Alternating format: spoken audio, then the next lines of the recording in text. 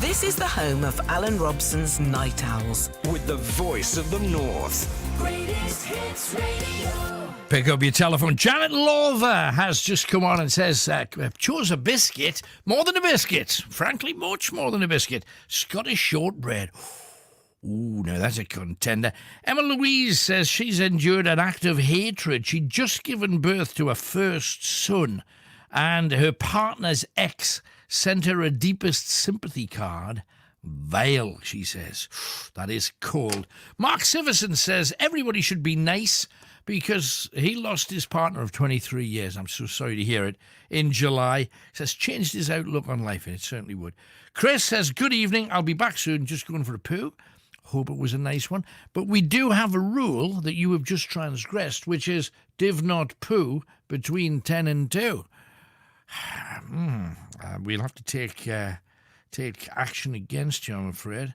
And Patricia says, please welcome my daughter Cheryl, who's with us for the first time. Sports Tips UK say, keep up the good work, thank you. Gordon says, I'll read. And somebody says, does Alan pay for his TV licence?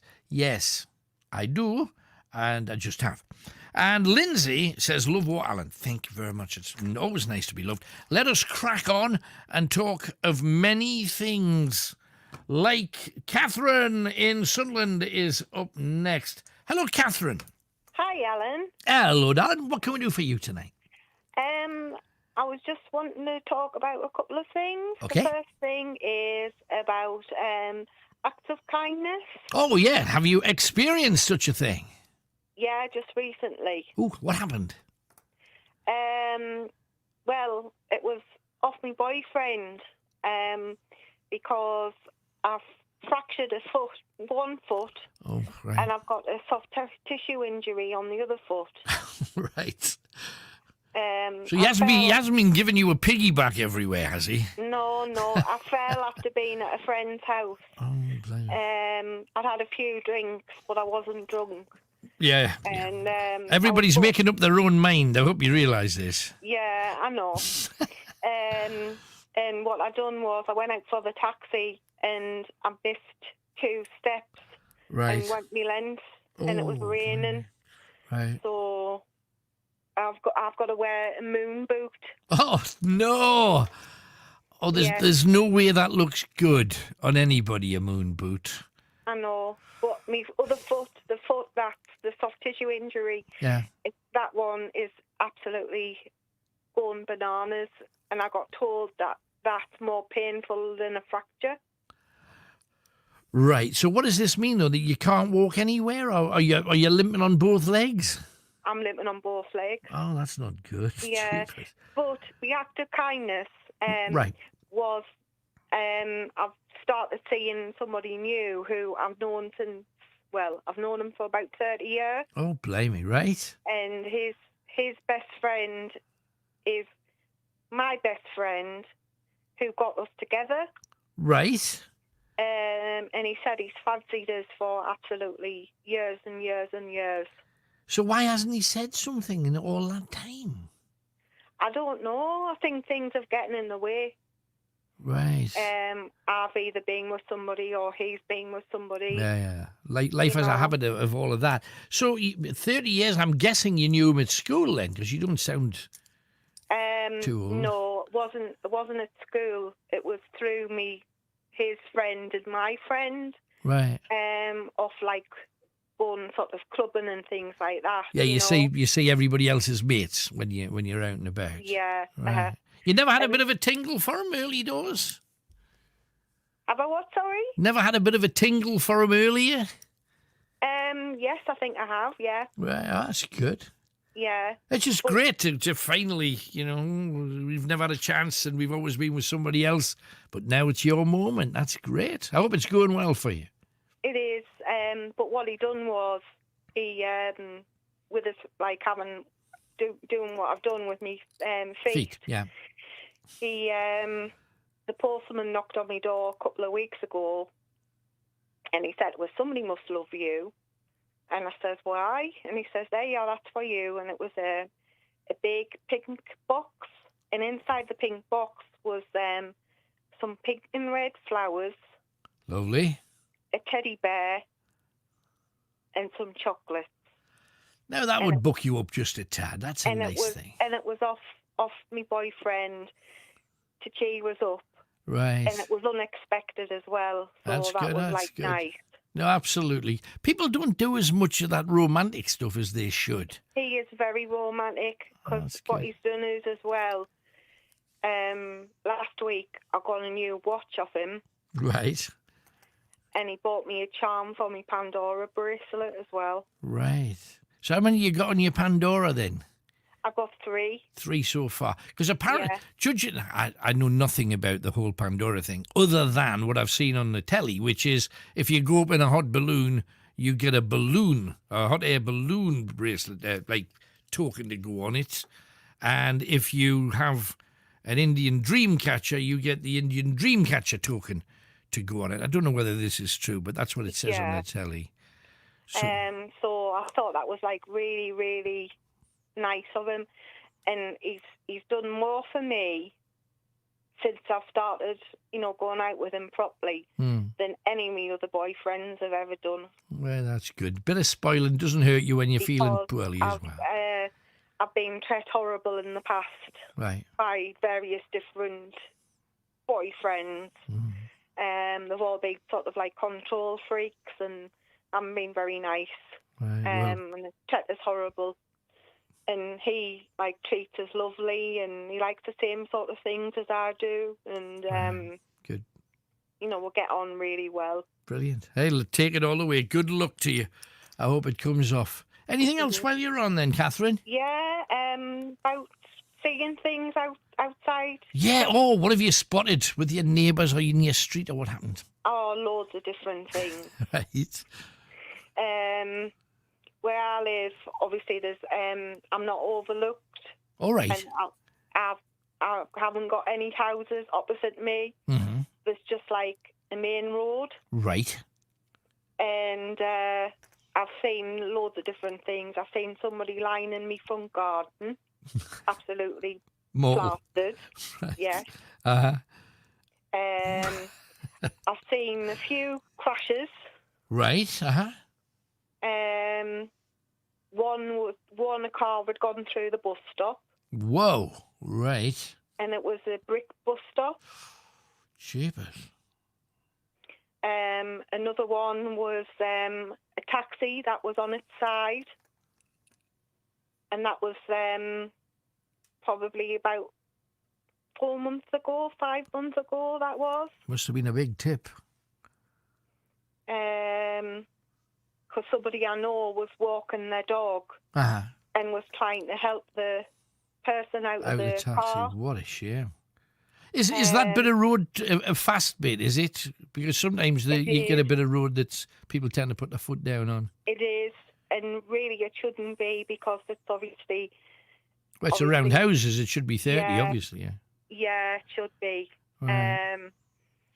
But there's been loads of different accidents. There's also been one night when I went out on a night out with work. I came home and I was just sort of getting settled for the night, and it was about 1 o'clock in the morning, 2 o'clock in the morning. Yeah. And when I looked outside, here's loads of police all over the place, cordoning off the road, cordoning off all the different roads near me. So what was it? Somebody had been murdered. Oh, blimey. That's full on? Yeah, In your street? yeah. Wow. That's terrifying. Because there's a pub nearby, Right. and obviously there'd been something happening there, Right. and they're cordoned everything off. Well, this is the thing about people that live next to pubs or nightclubs, one or the Yeah. other. You must see a zillion things, because every week there's a drama of some kind, isn't there? Yeah. Outside bars. I mean, I don't want to speak too soon, but there hasn't been anything happening for Yeah. for a good while. I'm touching 'Cause, fake wood for you, fingers crossed. Yeah, I'm touching wood here. There hasn't been anything sort of happening lately. Yeah. it's been sort of pretty quiet. It is usually pretty quiet, my street. Yeah, but you do know as soon as you've said that. Yeah. It's going to be tonight or tomorrow night. Hey, let's hope not. Catherine, thank you for coming on. Great start. Can I Thanks. just say hello to my friend Joanne, who will be listening? I know she listens to you every Sunday. Lovely. Thank you, Joanne. Bless you, Catherine. Thanks for coming on, darling. Take care. Thank you. Right, Bye. bye-bye. Now, she says, it's been quiet recently. It's quiet until, and then something happens. What's happened? What have you seen? What have you cracked? Do tell me. I want to find out. Chris, who I hope has had a fine and substantial poo, is on the line now in Peterlee. Hi, Chris. All right, Alan. Hello. Are you feeling a few stone lighter now? Yes, after that poo. Thank you. So what are you on about tonight then? Oh, I've been researching some conspiracy stuff again. Oh, go for it. Let's have it. Do you know what? This time I went really out there and I started researching the what are the reptiles, the reptilian humans who live in the tunnels underneath Under the earth. Right. Yeah, I've been researching the conspiracy theories that go on about that. Right. What do you think? I mean, you've read the conspiracy theories, but theories are just what they are, theories. What do you think now that you've read about them and researched into it? I think there is quite a big movement that's here. This is actually happening. I don't know if it's true or not. Well, if that is the case, that's the second big movement of the night. I mean, along with the poo, yeah. But I'm enjoying researching it, and they have brought up some quite interesting stuff. Sure. In the way of when certain celebrities have been on the news. Yeah. They've been getting interviewed. Well, the camera sort of changes, and they have all these like different shapes all over the faces and that. It's dead weird. Well, in this group on Facebook, the reptilian aliens, however they are, I just joined it for a laugh. And they produce all these videos, right. And then I've seen other conspiracy theorists saying that, the little people who live under the ground in tunnels. You know, and this is a guy who I actually listened to when he was on about the COVID conspiracy and that. And I thought, well, he's hit the nail on the head there. Right. And then he's going on about the lizard people, and I'm thinking, what the hell? Yeah. But the weird thing was, one of the early shows that we did about aliens, I think the show was called Alien Jesus. It was the first one we did. We took a look at that, and there's a load of speeches that when you play them backwards, say other things. And we've reversed a lot of these speeches. Barack Obama, the Queen, an awful lot of people. And it's amazing what you find that they're saying when you reverse it. And we did a little bit of that. Whether it's true or whether it's not, it's just a fascinating thing to plodge around in, isn't it? It is. It's something really interesting. I mean, how can people think like that? You know, to think that there's alien reptiles and humans. Well, there's some people believe they've seen them and they've been down in the tunnels and they've met them. There was one guy that's got all of his fingers off both hands are missing, and he's got a huge scar in his stomach. That his stomach was melted by something because he went down there with the special forces and what have you. And you think, if that is real, there's a trillion things we don't know anything about on this planet. And, we talk about we don't understand the whole COVID thing properly, and most people don't. There's an awful lot more we don't know anything about, whether it's right or whether it's wrong. But it's fascinating to think about it and take a look. If his stomach was melted, he's probably been eating the same thing as me. Yeah, we do seem to keep going back to your toilet door every now and then.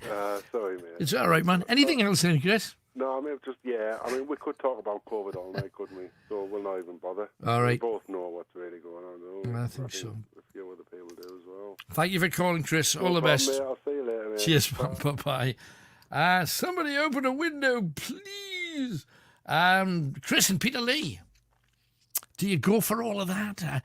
A lot of people love the conspiracy theories, and whether they're right or whether they're wrong, they are absolutely fascinating. So tell me what you think about any of them. People usually get on about the moon landing. Was it real? Was it not real? But there's a zillion other conspiracy theories. Love to hear what you think about absolutely any of them. Anyway, let's keep cracking on. Don't forget, I've got a competition for you later on. I'm going to give you, usually I give you 4 words from a song. Tonight I'm going to give you 3 names and a place. And they're all in a song. You're going to tell me the name of the song that they're all in. Don't Google it. Use your heed if you possibly can. There you go. Simon, we're staying in Peterlee. We've got Simon there. Hiya, Simon. Hello, Alan. All right. Good, man. Thank you.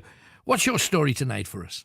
Well, missed you last week because I was meant to call you because you had the thing about punk, ska, etc. Oh, yeah. What was your tribe? Oh, my tribe is punk. Absolutely. Uh-huh. And I was at can I mention another radio station? Yeah. Alternative, or Aycliffe Radio. Uh-huh. And they organised the second drive-in punk gig last Sunday. Excellent. And I have to say, it was absolutely brilliant. Who was on? There was All Out Attack. Right. Kickback Generation, one of good friends of ours from Easington Lane. Right. I'm trying to think now, man. Just a whole batch of them, and I presume playing a lot of classic punk in between.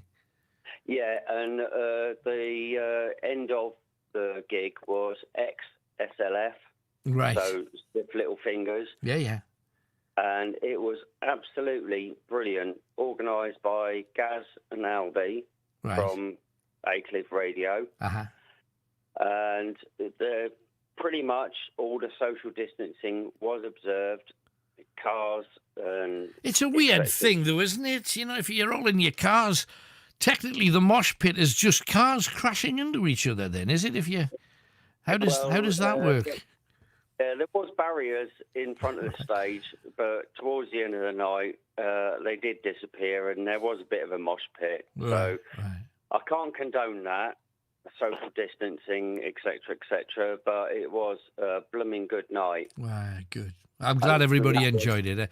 You see, it's funny. We just heard somebody say that, you know, there's been this nasty stabbing in Birmingham where people killed, and the police chief said he understands it because everybody's kind of stir crazy and they want to get back to going to a gig, going to a football match, having a dance, getting into a mosh pit, whether it's hard rock or whether it's punk. People want to get back to doing normal things, and there's been a massive increase in violence generally because people are not being allowed to have those freedoms, rightly or wrongly. But I'm just glad that you've had a nice time, and hopefully everybody will be well at the end of it. I agree. It's really, I mean, I would go to gigs 2 or 3 times a month. Yeah. And pre-COVID, it was mosh pit and body slamming, etc. Yeah. But now it's really hard to actually not do those kind of things. But also, being in the car, yes, you can watch the band, and presumably you applaud by honking your horn or whatever it is that you do. You kind of dance in a car. I mean, you just kind of dance in a car. That's you do step outside of the car, and we've got like 2-3 meters between each car. But like you say, it's just not the same. No.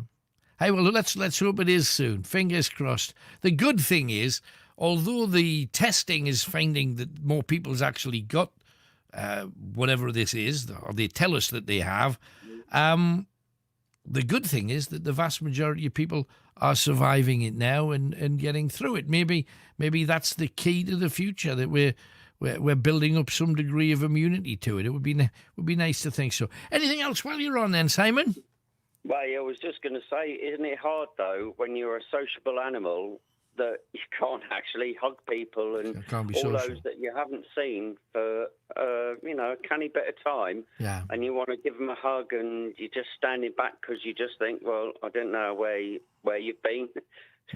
There's a lot of that. But also, if you looked at things like funerals, christenings, weddings, when you want to love one another for all of those reasons, and you're not allowed to. And the bottom line is the science still hasn't given us an assurance whether masks have helped or worked or not. We still don't even know that basic question. And we've got some professors saying, oh, well, yes, of course it helps. And others saying, don't be daft. The government only said that to make people feel as if we were doing something. Well, I'd kind of like to know the truth, because if we've been able to associate sensibly, not necessarily, not licking people's faces or anything, but if we have been able to do all of that social thing right from the start, and none of this is proven, and we don't know the truth, then somebody's trade doesn't half need a shake, that's for sure. Aye. I mean, I've always, even when I've pre-COVID, I've always come in from the shops and I've done the food shopping, and I've always washed my hands. Yeah, good man. Because it's just like your hands feel just grubby, don't they? Sure. But you see, in a way, if it's taught us anything, it's that we were a dirty bunch of beggars in the first place. Because you know yourself, you'll have been in a toilet and you go for a wee. I'm not going down Chris's toilet route, but let's say we just went for a wee. You go to the sinks and you're washing yourself and you look in the mirror. Most people that go for a wee will just walk straight out again. And Aye, they do. They do. And people, when they come in from shopping or doing anything, 9 times out, unless they're a mechanic when they got oil and stuff on their hands, they just get on with their day, and I'll have a chocolate biscuit and whatever they've been doing still all over their hands. So maybe it's taught us to be a little bit cleaner than we have been, and that's not necessarily a bad thing. Didn't we do that back in the 70s? What do you mean? We're just washing our hands and being a little bit cleaner. Yeah, but you see, if you go back you don't go back further than that, but look at this face. This face does go back further than that. I can remember when the way you got clean when you were a dirty, scruffy little street vagabond like I was, I'd be walking along the street, me nana would come up and say, come here, son. She'd spit on a hanky and wipe you. So, I mean, we've come a long way, maybe, in those few years in between. But again, my dad used to always say that you needed to eat a bit of poo, but he didn't use that word. Everybody's got to eat a bit of before they die, because it builds up your immunity and your immune system. And now we're kind of trying not to bother our immune system. Bring it back. Let it fight for us. Are we trying to be too clean? Who knows? So we need to be somewhere in between. That would be a good thing. My act's always been not perhaps clean enough, but I'm doing my damnedest now. But thank you for coming on, Simon. Great to hear from you. I love punk, and long may it continue. Thanks for coming on the show. Thank you, Alan. Cheers, man. Bye-bye. No, I can't get enough punk. Everything's good about punk. And the clothes, maybe not, but the music. It was just an explosion of energy and wildness and anti-society, kind of. An antidote to all the bad things. Now, I'm going to play right now a corking song, greatest hit, what do you expect, by David Bowie. Now, we've been talking about the elitism and what have you. Interesting that all those years ago, David Bowie felt that way when asked about the internet and whether it was a great thing, whether it was a game changer. And I think you'll find it interesting what he had to say. It's both evolutionary and revolutionary, unfortunately. I'm not sure if it's how long or if it will have the chance to remain truly democratic. There's something, the levelling aspects of it are tremendous. I mean, that it really could afford governments serious pause for thought in the ways that they try and control or pass laws or intimidate their public. I think that it could revolutionise the way of government. But unless it's brought down, if it remains at its present economic level, it's going to be disuseful for itself. It has to reach a point where every single person can afford it. It's got to come to the level of the basic black and white television or a phone. Otherwise, it's going to end up as the haves and the have-nots. And that's always dangerous because you immediately create an elitist culture.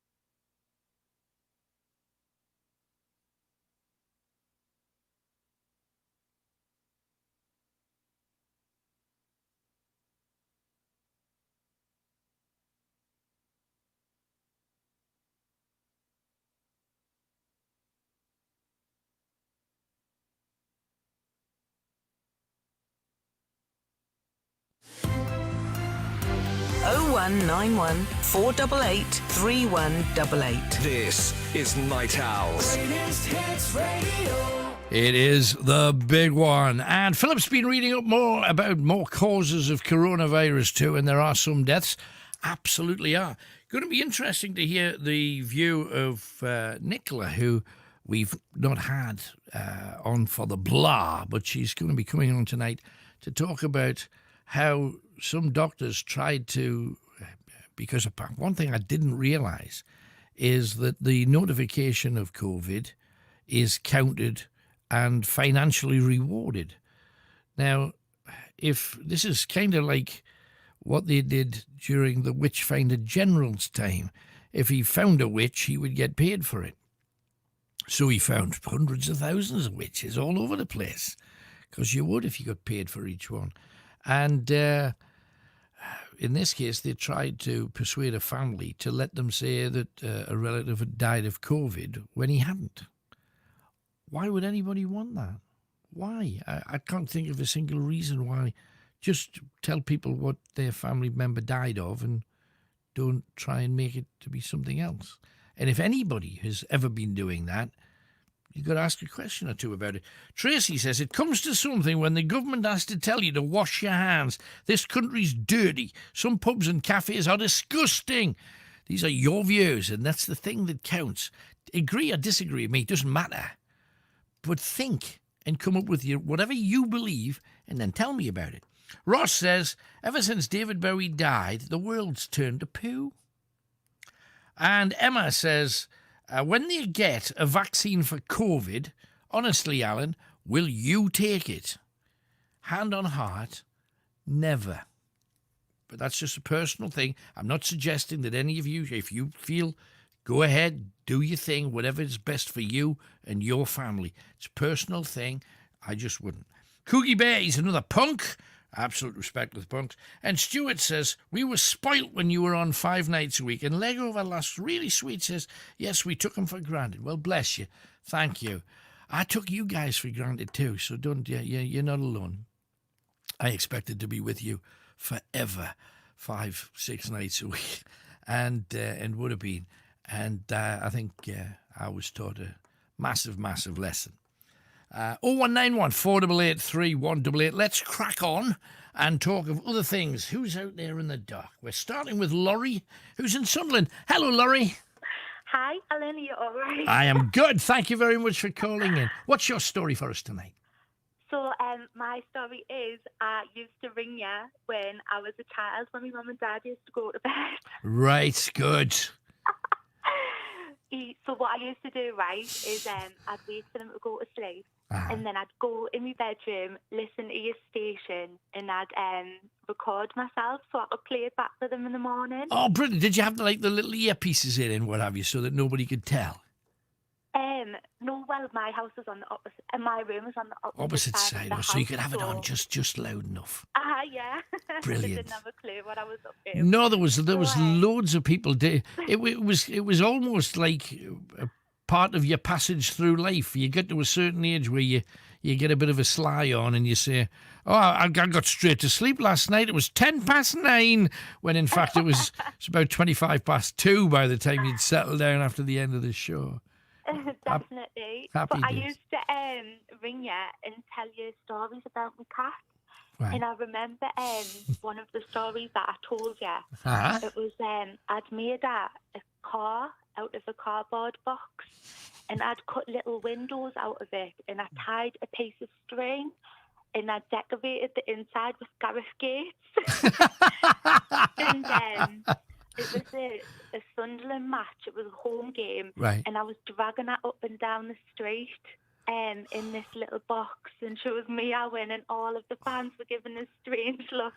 Yeah. But I remember ringing your show on the night just to tell you that. Yeah. First of all, how you weren't done for cat cruelty, and that's just with Gareth Gates, let alone the putting her in a box. I have Jeepers. no idea. But yeah, and you asked us another time that I rang you if I like chicken. Right. But you didn't tell us why, but you just said, I'm going to send you something in the post. So every day I used to come home from school and check the post and be like, what's this chicken? What's Yeah, this you go chicken? expecting a chicken in a box, maybe covered with Gareth Gate posters. I don't know. I was just, it proper made me day. But yeah, you sent us a voucher for a chicken whopper for Burger King, so I treat me little brother. That's great. But you proper made me childhood. I love telling people that I used to ring you. Great. Hey, no, if it wasn't for people like you, it wouldn't have been what it was. So thank you very much for being part of it, man. It was very good. Bless you. Anything else while you're on? Well, my mum's finally not asleep. She's listening. So can you give her a shout out, please? I can. Hello, Mother. Tremendous. Thanks a lot, Laurie. All the best, love. Thank you so much. You too. Bye-bye. 01914 888 Let's keep going. A lot of people are also saying that they would or would not take the vaccine if and when it arrives. Andrew Lowther says the government treat us like we're in the Muppet Show on strings. There you go.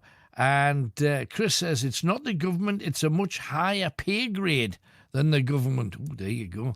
Getting into even more conspiracies. Who knows? The world is full of them. Let's talk to Gavin, who is in Wickham. Hello, Gavin. Good evening. How are you doing? I'm good, man. Thank you very much. What's your view on all this malarkey, then? Right to the coronavirus, I can tell everybody that I'm working from home. Right. Never done this before. I've been doing it for about 5-6 weeks now. How's it going? Is it working well or not? It's very, very busy. Yeah, it is very busy. Right. It's basically of people who call 119 or the 0300 service number. Gotcha. And I'll book you a drive-through test or a home test kit. Right. And people are getting the results. Of course, they are, and there's some people who aren't. But you see, at the same time, I had a conversation on Friday with a good friend of mine who used to work within the call centre. Right. And that was all inbound when it all kicked off, basically February, March. Right. But I've come to the conclusion, getting on the kind of lines of aliens kind of stuff, where I'm just thinking, is this like a DNA collection service for world governments? Now, it sounds really weird. Whoa. But it's kind of one of those things. It's great what the world governments are doing. They're trying the hardest to help basically the whole world population out. But at the same time, there's I don't know, there's something fishy going on. It just doesn't make sense. But hang on, you're part of, technically, you're part of the problem then. If you genuinely believe that this is the Illuminati or whatever you want to call the Grand World Order, if it's their way of grasping and maintaining control through DNA collection, why are you working for them? Well, at the end of the day, it's a job for me. I've just got to keep my mouth shut. But, I just thought it was important to come on the phone and just voice my opinion. I'm not getting at you. It's just, I understand business is business, and you do what you got to do. It's just that I don't think I've ever seen a Kiefer Sutherland movie where he's uncovered the aliens are going to take over the world. But I'll just keep recruiting for them for another few years. It's all right. I know exactly what you're saying, but there was a documentary I watched this afternoon, like Ancient Aliens. Oh yeah, good show. And there was something said in there because you can have the world governments can cause maybe a conspiracy theory or this, that, and the other. Where we need to kind of prove something, but we don't want to agree with at the same time. Right. This is just my personal opinion. You can create a virus, spread around the world, and go, oh no, we need to collect everyone's DNA now through mouth swabs to rule out if there is any kind of extraterrestrials walking the planet who looks like you or me or my mother or my brother, etc. Which I think, if you're thinking like out of the box, I'm thinking, if it does look like me or you or anybody else, or any Tom, Dick and Harry, right, we're not going to know the wiser. That's the scariest thing I'm thinking about, So, let me just chuck something in that's kind of it's kind of weird, but it kind of goes along with, if we're talking, well, let's go way out west just for a second. Right. Now, you work doing what you do, sending out test kits and swabs so that people can do their tests or whatever it is that you do. That we get that, and ultimately there's going to be a massive collection of not just hundreds of thousands, but worldwide, there'll be literally millions on banks. Not a billion. Of billions, probably. Yeah. So this is huge, of a scale that the world's never known before. Mm-hmm. I'm taking you back to the Old Testament, Noah and the Ark, okay? Now, we know physically from a size point of view, to get all of the creatures of the earth on a boat, the boat would have to be something like 40 to 50 football pitches long. At least. There is never, at least, there's never been anything on the planet, even to this day, remotely like the size that would be necessary. However, if you were in a spaceship traveling somewhere, not an ark, but a craft, one thing you could take in a small suitcase, millions of DNA prototypes. Exactly. So when you think somebody was on a craft carrying all of these things because the planet was destroyed, whether it was this planet or whether it was another planet, you could do that this way in a way that you never could in pre-biblical times, unless we're talking DNA, then a technology obviously that people on this planet didn't have, but who's to say another planet or another alien society could have had. Blame me, we have gone a long way from putting a mask on at Tesco's, haven't we? But it's a fascinating thing to talk about. The other thing as well, when I come back, because I phoned you from Spain when I was 16. Right. And I come back to the UK 2009. Right. I was 2009. Uh-huh. And I've been infatuated, and that's I'm always on the website. I love space stuff, I really do. Right. And there was this kind of campaign where they went, if you want to put your snippet in the hair in a foil bag and send it, they've done this, it wasn't the first rover, I think it was the second rover. Right. It might have been the first one, I'm not too sure. So I was like, oh, I'm up for that. So I got a foil bag from, obviously, America, to my dad's address at the time. Uh-huh. And basically, I went in the mirror, snipped my hair, put it in the foil bag, sent it off, and I think I'll blast the space, and it's on Mars now, apparently. But thinking back now... How amazing is that? It wasn't just, obviously, the UK, this was all around the world. I'm thinking, why did they want everybody snippets of hair? Just put in a rover and go to Mars. And it was the same time, I think it was a couple of years after the second one, Will I Am had his song come out. Oh, right, yes, one of his songs, and he was the first person in the history of mankind to have his song played on Mars. Right. And then thinking back at it now, I'm going, why did they want all our hair? Then all of a sudden, his music's being played on Mars. There's nobody there, apparently. Right. I'm thinking... Or there's millions of people there, and they were all born bald, but they've watched our society and they love hair. And they've been collecting samples of our hair so that they can build using the DNA, they can create their own hair. And now there's a whole kind of, it's moved from Baldyville to Hairyville, and it's down to people like you. I'm thinking, am I going to be cloned when I die? You might already be up there.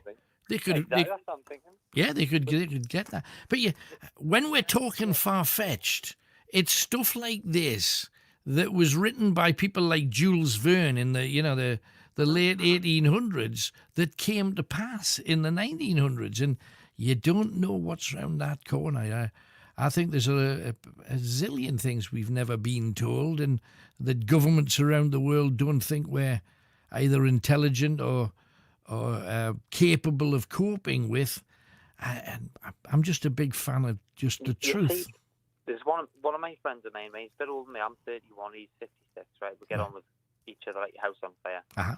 And he's done things years ago, which I'm not going to say on the radio, but he's a quite higher person. He's done a lot of very good stuff in society. Right. That way. Great. And even turned around and he says, over the period of 25 years, what I was involved with has now been declassified, blah, blah. Wow. And he says, there is people now, well, I would say people, they're not people, they're things, we don't know what they are. We're in the United States, and the United States government is trying to rule out what's going on.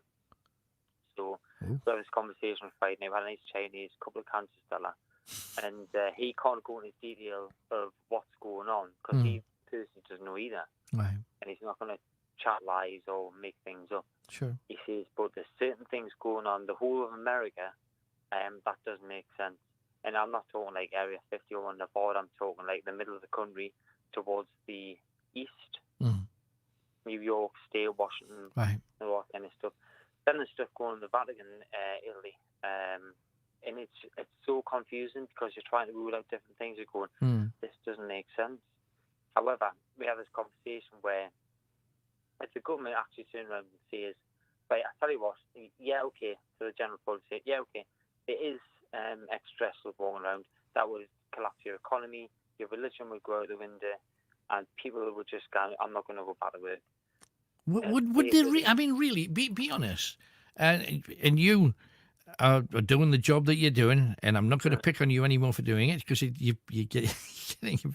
Hey, let's face it. If it's as deep as that, we're all screwed anyway. However, so you're doing what you're doing, but would you? Okay, let's just say tomorrow, 12:05, big news story. Aliens exist. They've been walking amongst us for thousands of years. They've been helping us in certain ways. They've moved our technology on, and now they want to come forward and get involved with the politics of the planet.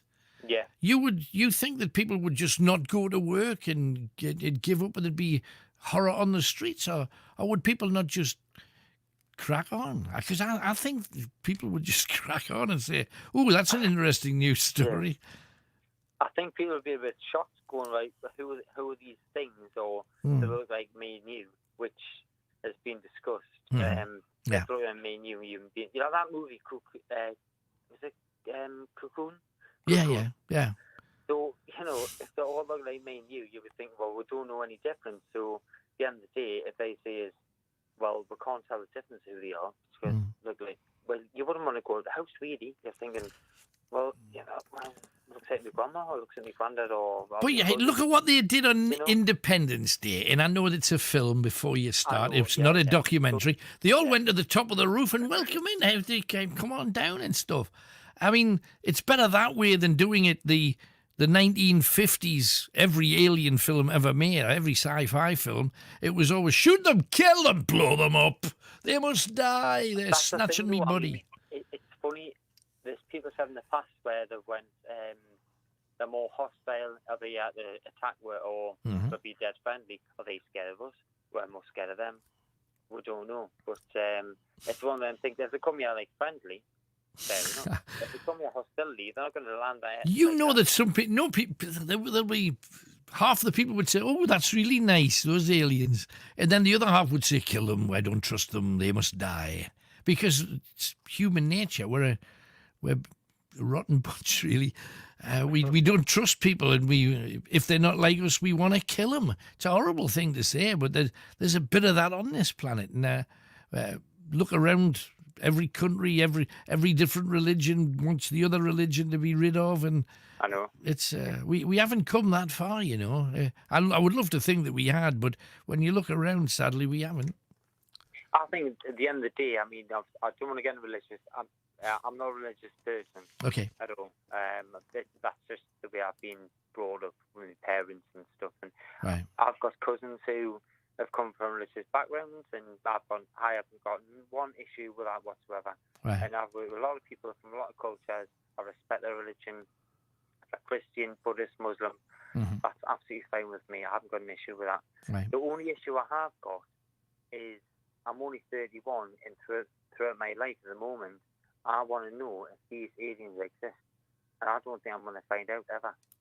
Obviously, I don't. Every president that gets elected, including Trump, he said, as soon as I get in, I'm going to tell everybody everything, and they end up saying absolutely nothing. And you've got to wait like 25 years for documents to come out in this country and over there. I think you're right in what you've said. I don't think we'll ever get to the root of it in our lifetime. That's the thing. I don't think we'll ever find out, but it'd be nice to think that, you know, if I get, like, say, the end of me, like, 75, or I hope I get 75, maybe 80, to go, oh, God, I've been waiting for this my whole life. Yeah, aliens do exist, and stuff like that. But, hey, ho. Well, I mean, the good thing, at the root of it all, there's probably 250,000 people with your cloned hair walking around on Mars at the moment. I hope it bloody do, I tell you. Hey, great talking to you. Thanks for coming on, Gav. Good man. All the best. Bye-bye. Keep your views coming in. James Smith says, what's your opinion on Scotch eggs? Not a big egg person. Yeah, because there's nothing worse than eggy poops. So, no, not a big fan. Chris says, COVID does not exist. Gail, I've just found Alan live. I'm buzzing. Lovely to hear you. It's made my day. You are a legend. Thank you very much. Just very, very, very kind. Aliens control mankind. Chris says, we are the aliens.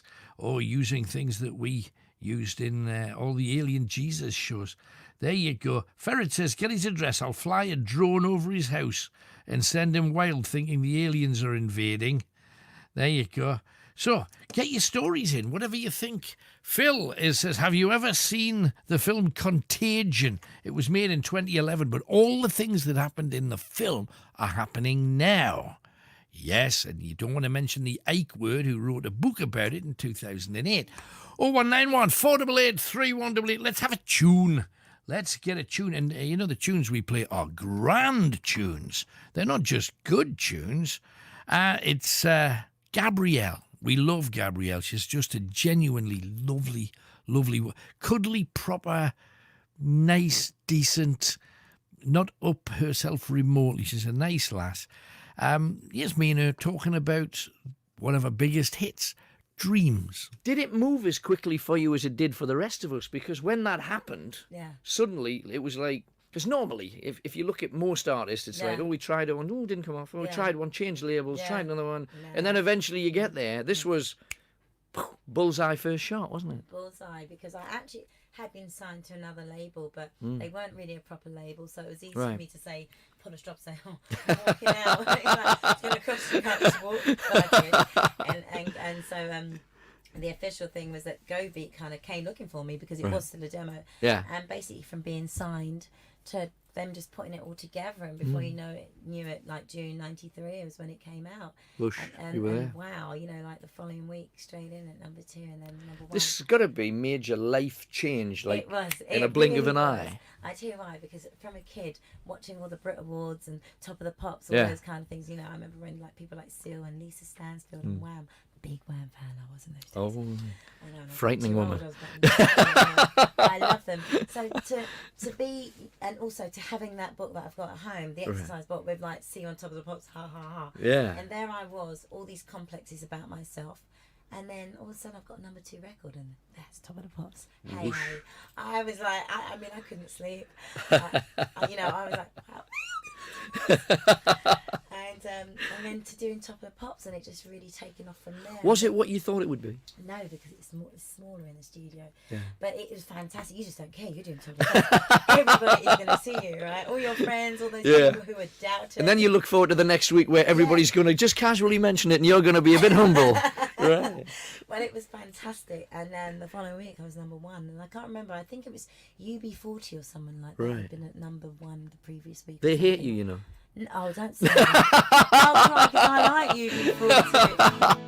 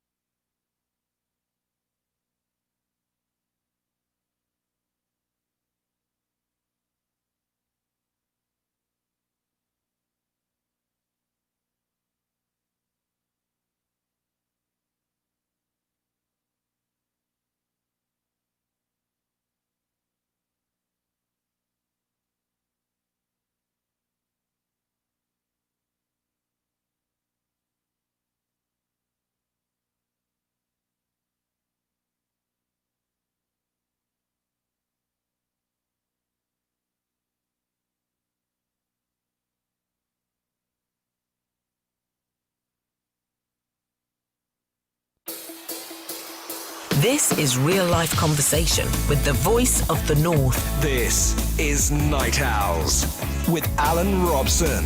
Call 0191 488 3188. Greatest Hits Radio. You are with the big one, Alan Robson, with you, talking about whatever you want to talk about, really.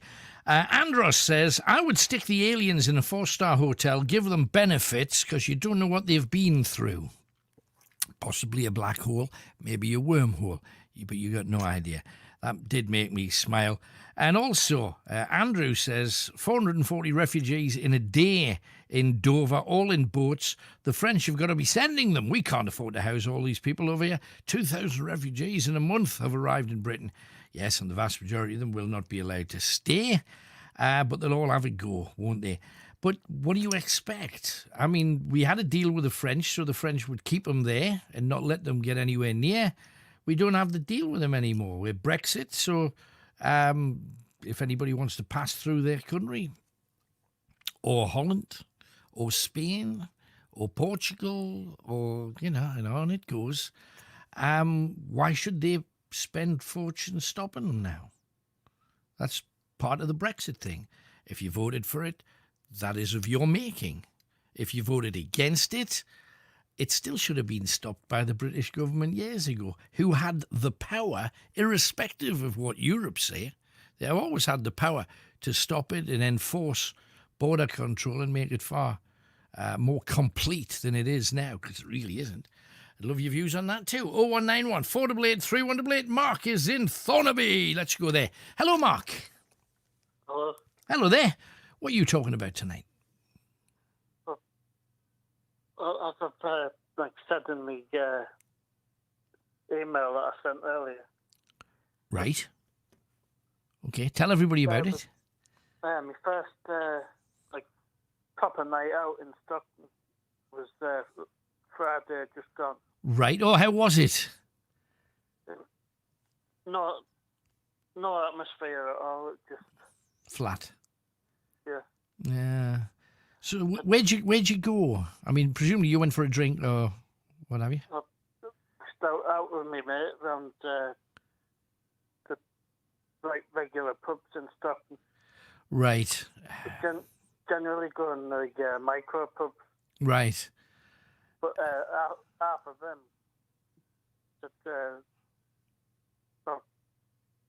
around about 11 o'clock, they were just, half of them were closed. So it was just hit and miss which pub we were going in. Yeah, because if a pub hasn't got anybody in, or there's just a couple of people and it's 10 o'clock, they've been prone to close at 10 past or quarter past and not bother to see the night out because it's not cost effective to them. And people have kind of got into the habit not to go, like they used to do. And hopefully you want that to come back again. It's interesting, though. What's your view about the music thing? Because what they're saying is we're not going to play any music in a pub because we don't want people to sing, because if they sing, they're spitting out and they still don't even know whether that's how it's spread, but they think that's how it's spread. If people want to sing, stick a mask on or get those visor jobs and sing away. There's ways to get around that, surely.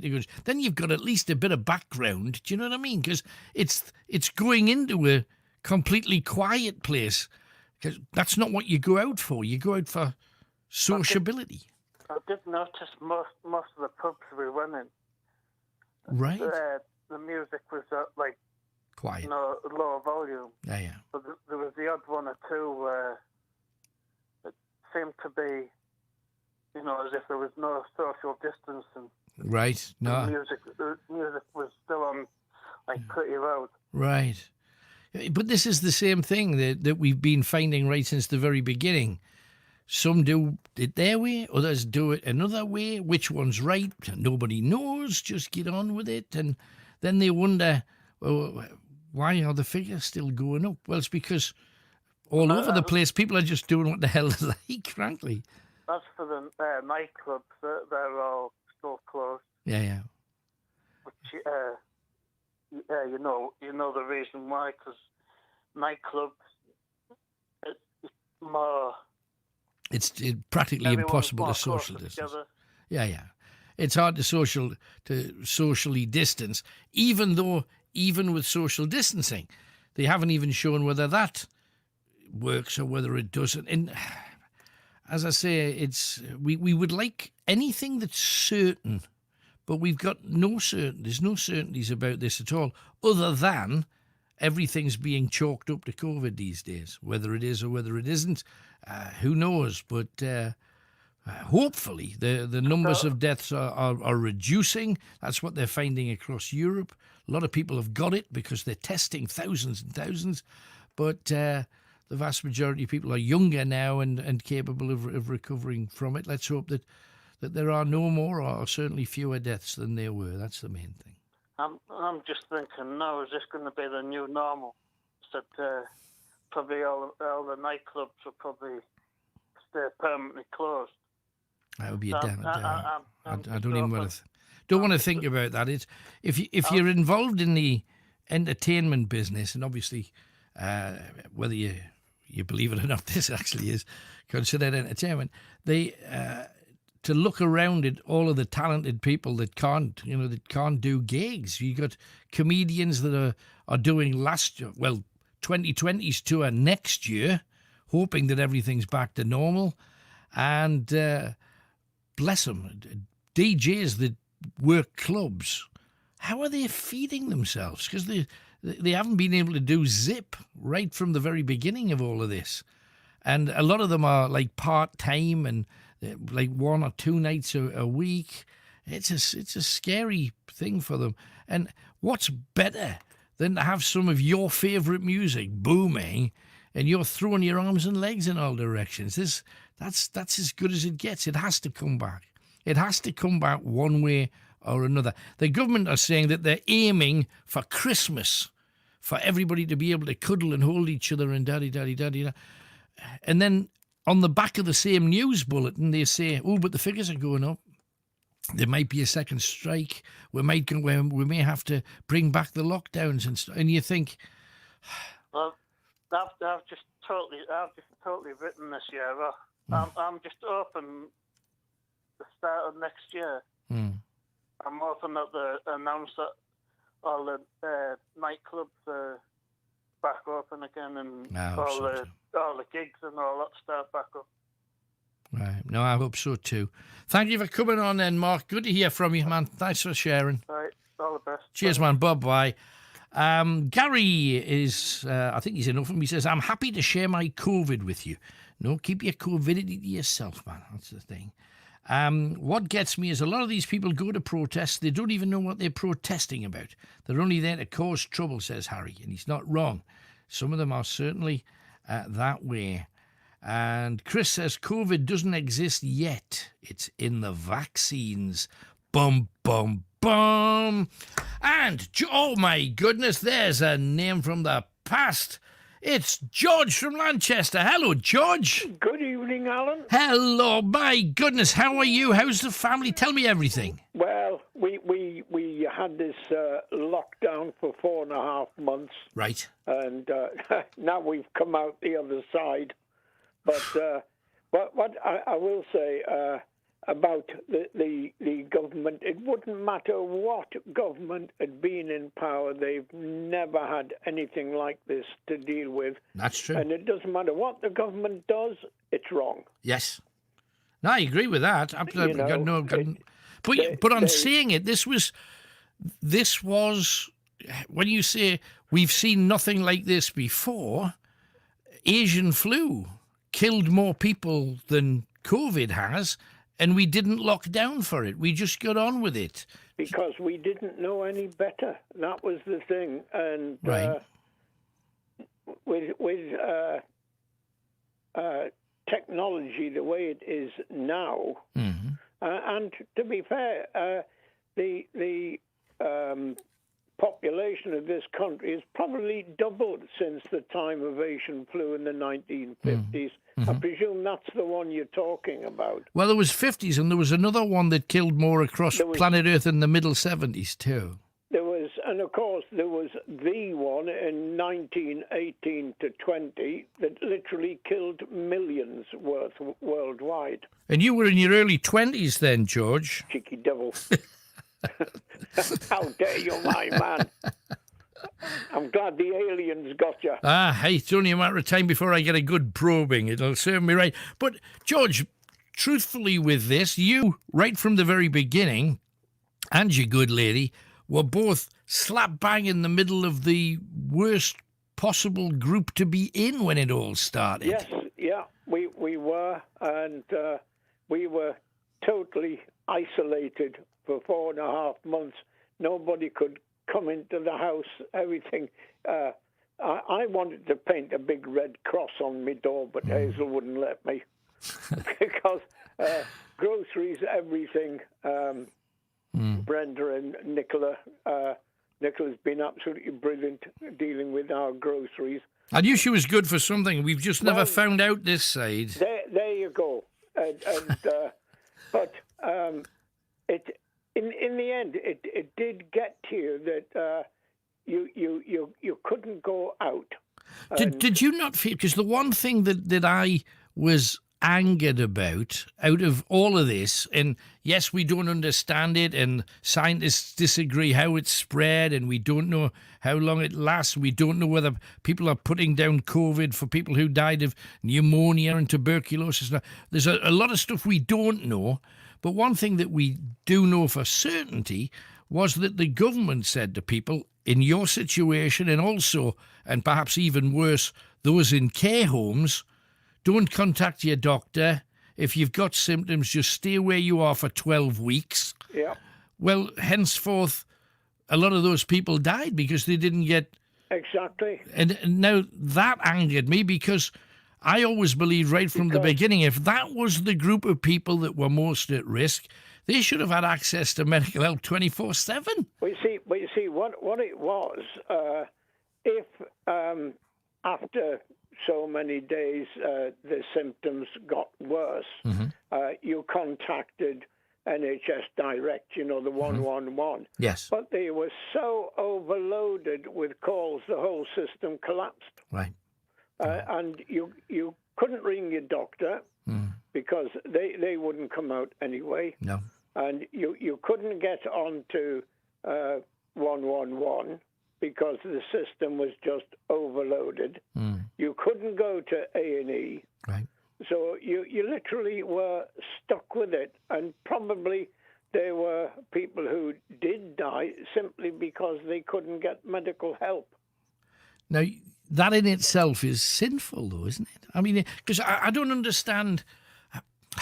We're hearing, and over the last few months on this show, we've had a lot of nurses, half a dozen nurses, all saying that they were working on wards dealing with COVID. And the one thing they all have in common is the wards were empty most of the time. Yeah. They didn't have patients coming in. And if that was the case, why didn't they just open their doors to those people who were in care homes needing help? And instead of saying, don't come to us, say, well, why don't you come to us? Those people have paid the most money into the system, and the government just turned their back on them and says, no, we're going to concentrate on everybody else. That's just wrong. It is. And I don't know whether you're aware, but if you were injured, unless it was life-threatening, you can't go to A&E.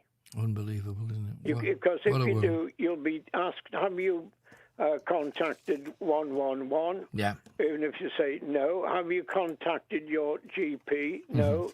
Well, we can't help you. Right. But you've been getting this not just from your doctors, but also if you've got dental problems, you can't get in to see them. No. If you've got foot problems, can't get in to see there. It's right the way down the line. And I know that the NHS, they're not really to blame for much of this because they were told what they can and what they can't do by government ministers who, A, aren't trained in all things medical themselves, and secondly, they were doing what they thought, not what was actually medically proven. And add all of that together, and it's a pig's breakfast. It really was a mess. It was to an extent, because at one point you were told there's no point in wearing a mask. That won't help. And then a bit later on, yes, you must wear a mask when you're outside. Yeah. Because it does help. Yeah, but you see, then you find things like this. You can go into a restaurant, but you've got to have your mask on. But as soon as you sit down and you want to eat food, you take your mask off. Exactly. And if you want to drink, you take your mask off. Well, what's the ruddy point of having it on when you went in there in the first place? You get on an aeroplane. Everybody keep your mask on. Oh, it's time for the meal. Or if you want a drink of water, well, then you can take your mask off. And all of the same air is being circulated in an aeroplane or a bus or a train or... Well, right at the beginning, when there were plane loads of people arriving back in the UK, they were taken by bus straight away to places where they had to stay for 2 weeks. Yep.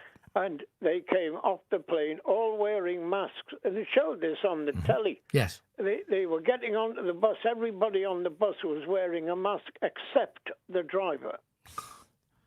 And then you go to a supermarket where everybody's wearing a mask except all the staff. Yeah, some depends what supermarket you go into. Sure. To be fair, No, I accept that.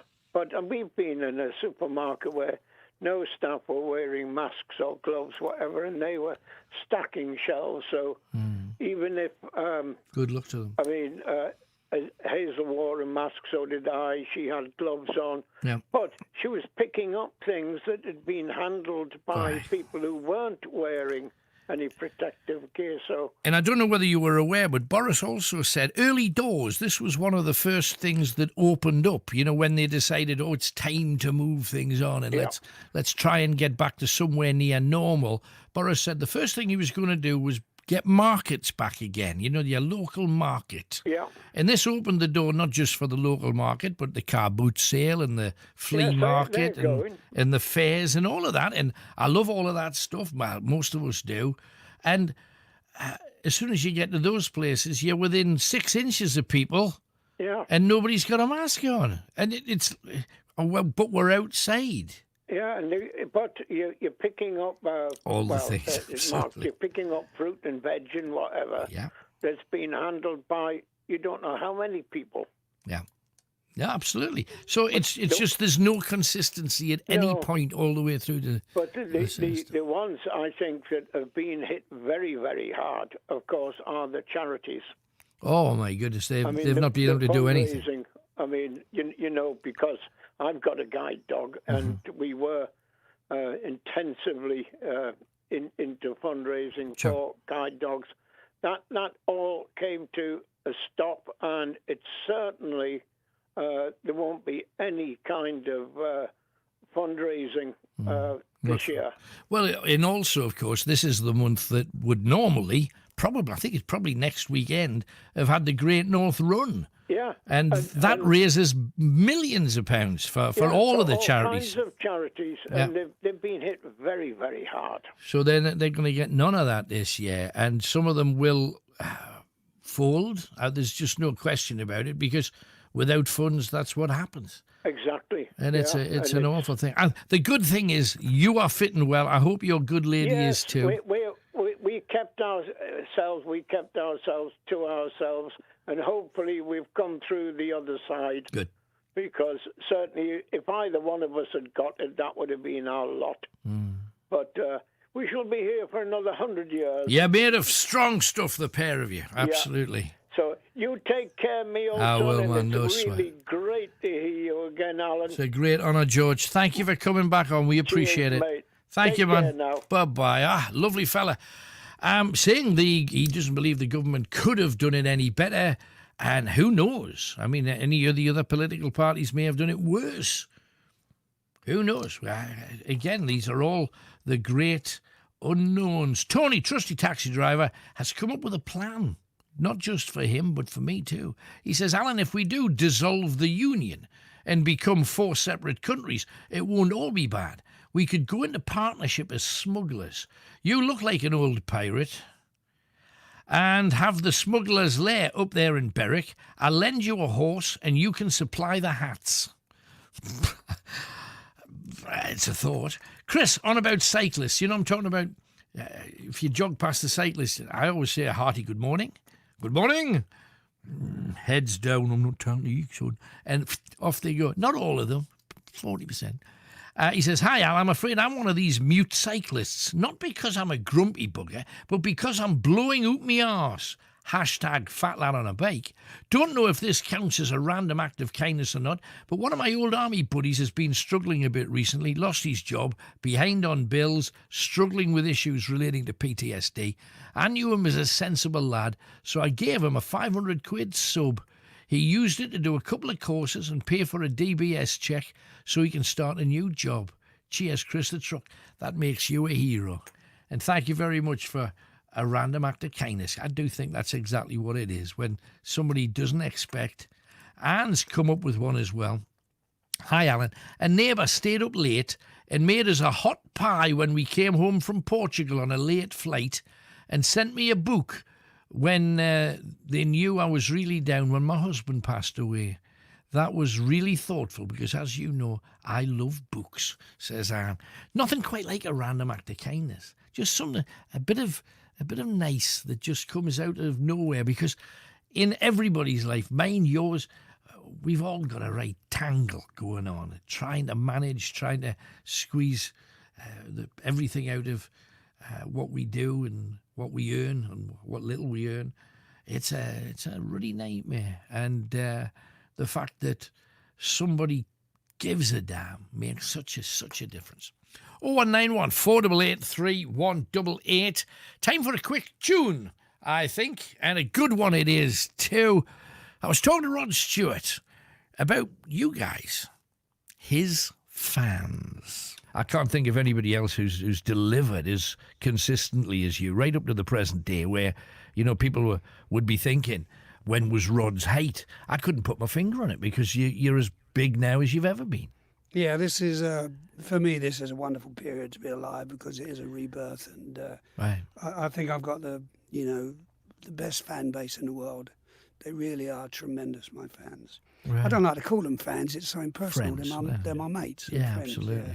And that's what it comes like. I hosted the gig you did at Gateshead some years ago in the round at Gateshead International Stadium.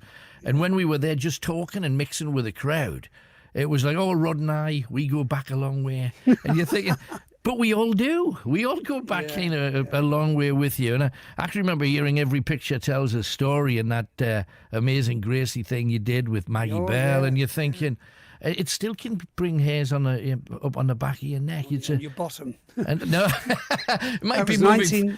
1971, that was. Good Every Picture grief. Tells a Story, yeah. Terrifying to think how far and back. they say, where's all the time gone? The time has gone, enjoying ourselves. Too much.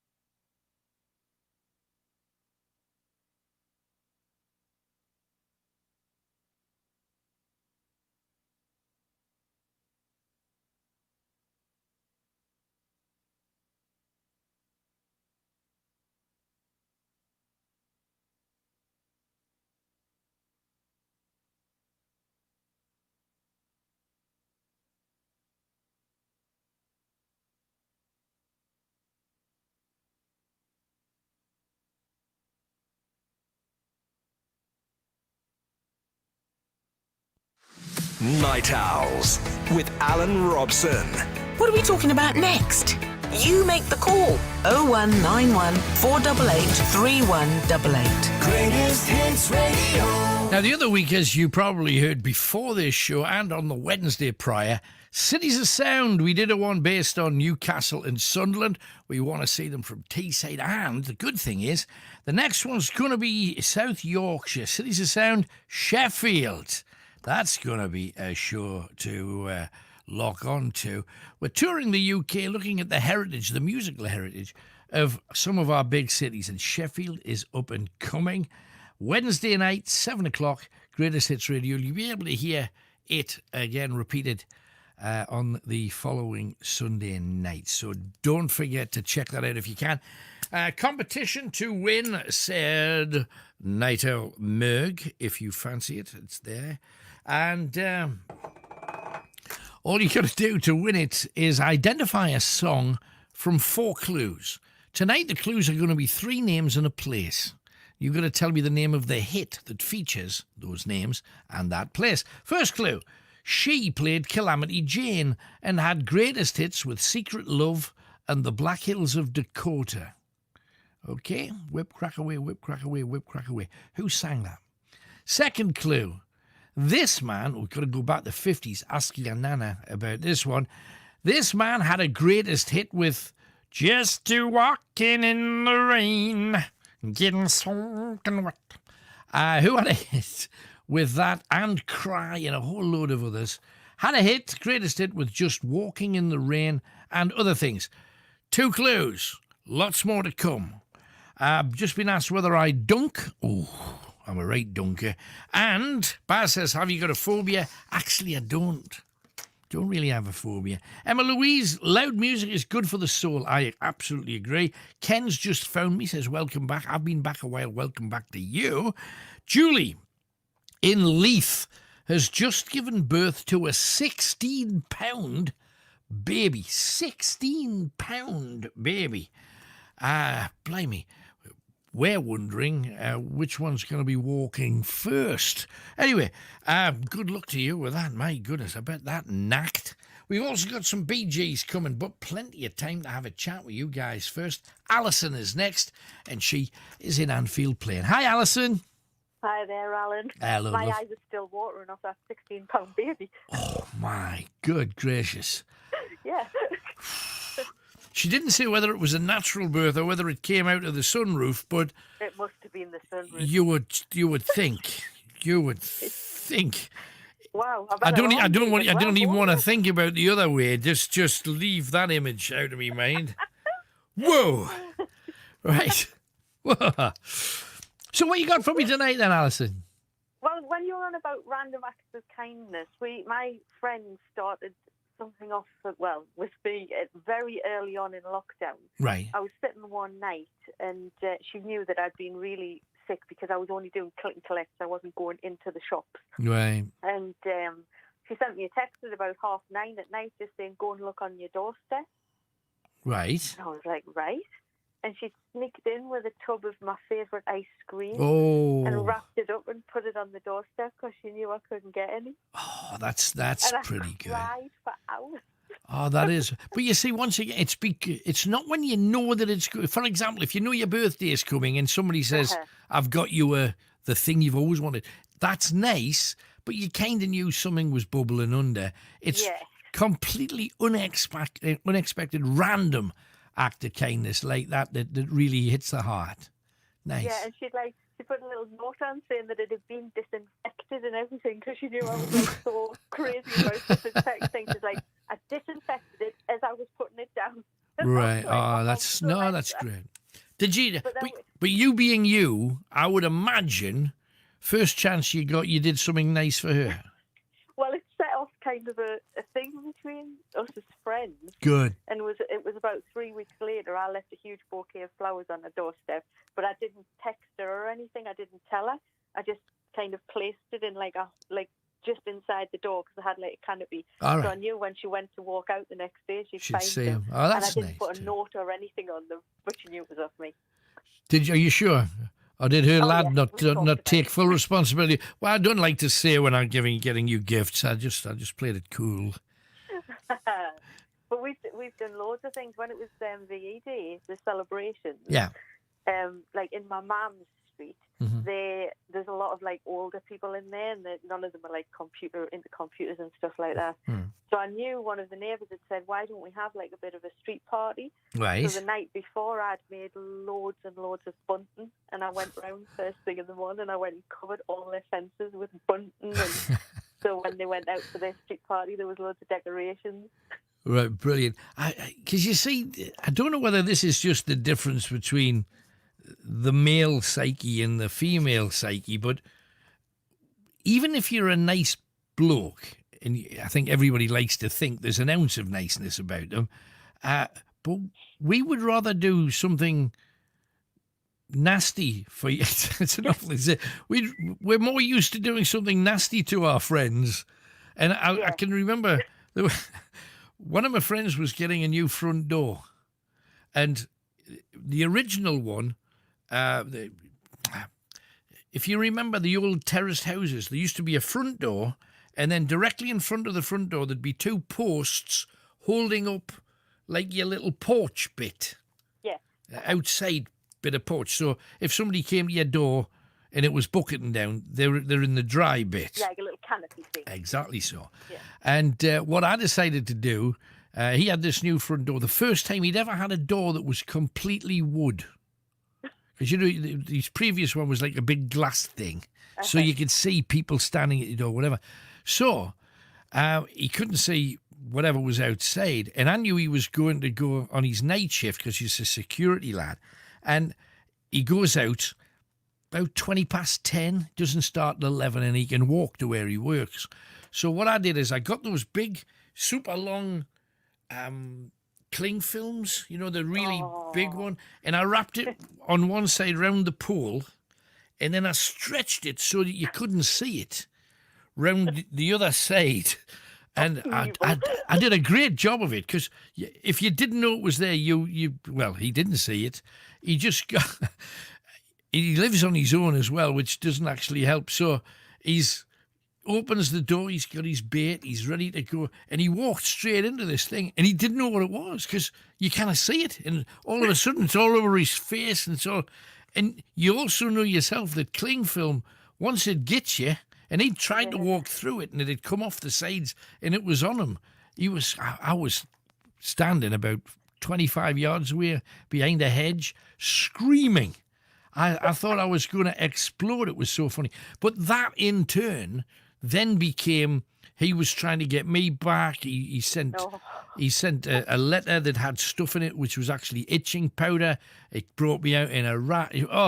But then you've got to do him back again and back and forth. So it's like what you did, just nastier. Yeah, we girls do it like females do it with an upward spiral of nice things. Men do it with a downward spiral of... Kind of. And it is a bit like that. But it's lovely when you get something just when somebody gets it right. It is. And that ice cream was spot on, wasn't it? Yeah, it was. It was perfect. The other thing I wanted to talk to you about tonight was how this is affecting the kids going back to college, like mental health-wise. Explain. Well, my niece has just started college. Like, she's 16 and she's just gone to a new college, so she doesn't know anybody. Right. Yeah. They haven't to wear masks. They haven't to wear masks in the corridor. They haven't to wear masks in the classroom, and she's really struggling with it. And it got me thinking, how on earth is anybody supposed to make friends or have that kind of connection that you get off someone? Like, when you go into a new situation, you're looking around and people will give you like a smile or a nod or a like, come with me, I'm not very happy type thing. And that's how humans connect. Absolutely. Facial expression. How on earth are the younger people, like 16, 17-year-olds, who've been put through hell with their exams? She hasn't hardly been out the house since March. Yeah. And then they're thrust into this kind of environment where it's kind of get on with it and do the best you can. And I think, how on earth is that going to be productive to education for them? Using the same rule of thumb of what we were already doing, there were some kids in my class that a mask would be a benefit. not to them, but to everybody else. However, I do have a genuine suggestion for her. Get her one of those plastic full face screen things. First of all, that whole getting hot and sticky and nasty, and then you take it off and you put it down somewhere where it gets all the stuff that it would have got if you didn't wear it in the first place. Then you put it back on again. Get one of those plastic screen things. You don't get so hot, you don't get so sticky, and you can still do the full facial thing. That's and I know that they're about one. Be wearing them, but shouldn't they? Like, I think so too. That they're about 180, and one of the shops is selling them. You just put them together, put a bit of tape on, so whenever you've got to put them on, they just slide on like a visor. We don't want to wear any of this stuff, but while this is going on and when we don't know any better, that's just a way to get round that whole letterbox kind of thing that goes on. And I do think it'd at least help with the communication side of things. And as soon as a couple of people start wearing them in the class, and other people can see the benefit that it has, you'll see that other people will go out and get them too. Because we all know, don't we? A smile is like, it's worth its weight in gold when you're not happy. Absolutely. And it's like she has. Because she's down south, she's in Cirencester, and she doesn't know anybody. Right. And she's like, and I'd never really thought about it. And the first day she came back, she just cried and said, I can't do it. I can't go. And I've never really thought, it's like going into that situation it's bad enough to start with, but to do it with a mask on, they should be saying that's good. Like the visors would be perfect. That should be like, even for the younger kids, visors are much better than masks, aren't they? Well, they are. I've got one of each, and you see, my only problem is just I wear hats, and if you got a visor on, you put the hat on, the thing at the top of the visor is about there, so so it looks a bit wick, and I do prefer, just from an air circulation point of view, to have the visor thing on, because if you're in a supermarket for an hour and a half or something with all of that going on, it's I think it's I've never suffered from claustrophobia, but it is claustrophobic. I'll have to send you a link. I know somebody who makes hats. Right. You should have a hat made with a visor on. But you see, we don't want to encourage them. Yeah, I want rid of these. If you do that, then you're kind of encouraging. I want to get us back to normal, because we can only survive as a human race if we have the good things back. We can't just stay here where most of the good things are kept away from us, rightly or wrongly. We need to get back to normal as a people. And I understand this whole thing where, they say, oh, but they had a rave. Well, people are bursting to do normal stuff. Oh, yeah. I get it. We were out the other day because we've got the Morgan, and we haven't been out that wow. much in it, but we went out for a drive the other day, and it was a bank holiday Monday, and we drove through South Shields.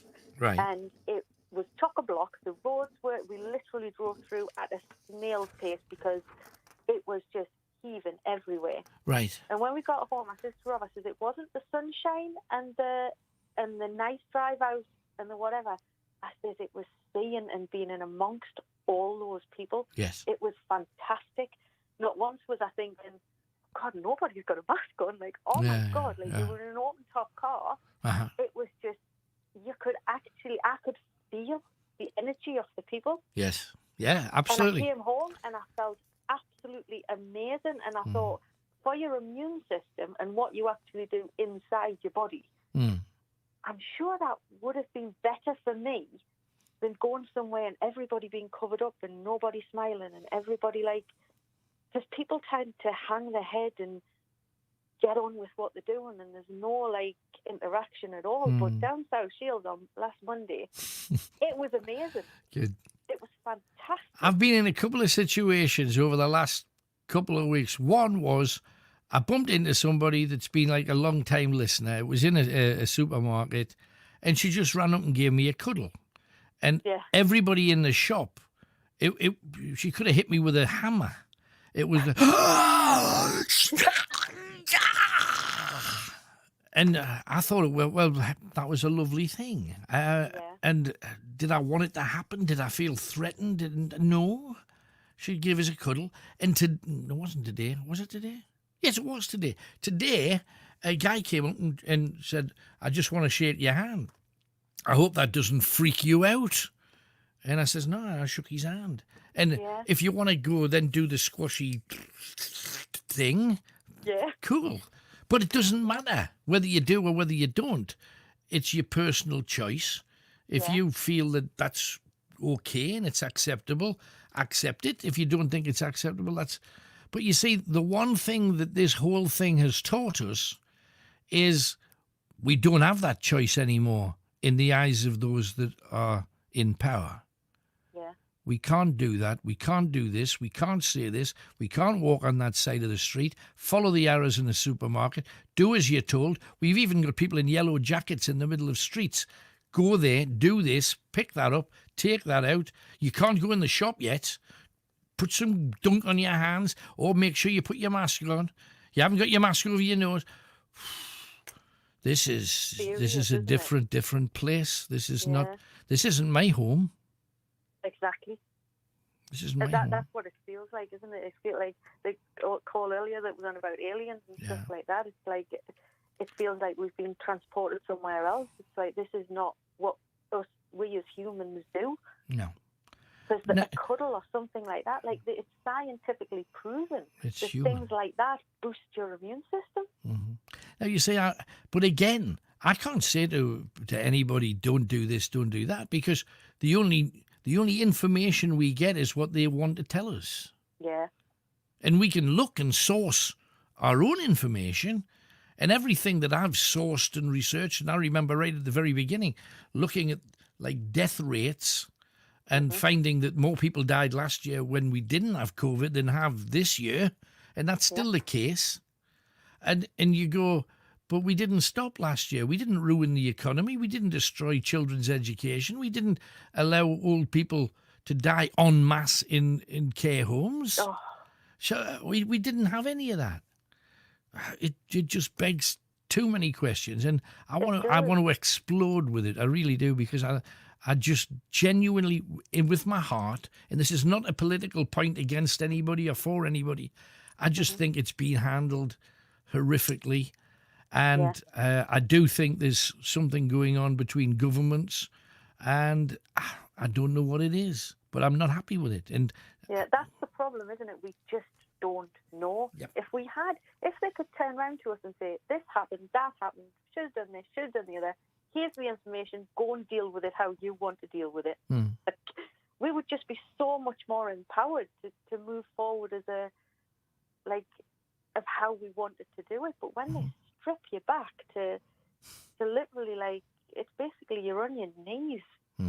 That's what it feels like. It feels like they've literally brought us to our knees. And sometimes, like today, like when you're saying about having a hug, God, like, there's people I just look at and I just want to give you a hug. They can't even cuddle their own grandchildren, and they haven't seen them for 4 months. People have got fear in their eyes, and it's like that. The COVID. Yes, I feel sorry for everybody who's been affected. Absolutely, by no it question. And things like that. But last year, I didn't feel sorry for everybody that was affected by the flu, and there seems to be a lot more. But that wasn't wasn't deemed important enough. People had the flu, and yes, it's really bad. And it's like when they go on about, like, you're more likely to have an accident at home now than to catch COVID. Yes. And that's the case all over Europe. Why can't we fly there? Yeah. It seems like the world has gone crazy. It's kind of like we're being punished. And it was interesting because it's somebody I'm not very keen on as well. Richard Madeley. You know Richard Madeley? Right, yeah.